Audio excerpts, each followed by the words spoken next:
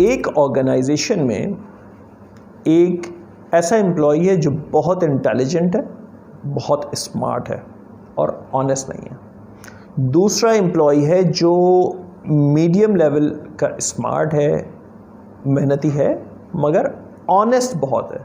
मतलब हम दो एम्प्लॉई को कंपेयर कर रहे हैं, एक बहुत स्मार्ट है और ऑनेस्ट नहीं है, और दूसरा बहुत स्मार्ट नहीं है मगर बहुत ऑनेस्ट है। आप लोगों के हिसाब से कंपनी किस एम्प्लॉई को रखना पसंद करेगी और क्यों? यहाँ पर आप इस वीडियो को पॉज कर सकते हैं। पॉज करने के बाद अपना जवाब लिख सकते हैं और लिखने के बाद इस वीडियो को प्ले करिएगा। आई होप कि आपने अपना जवाब लिख लिया होगा। तो जितनों ने भी ये जवाब लिखा है कि स्मार्ट एम्प्लॉय को पसंद करेगी कंपनी रखने के लिए, तो आपका जवाब दुरुस्त नहीं है।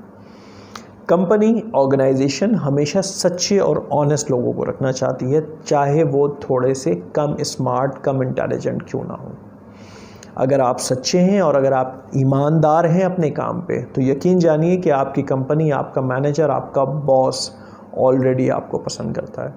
हो सकता है कि वो आपसे इतना खुश नज़र ना आता हो, मगर वो आपकी सच्चाई की कदर करता होगा।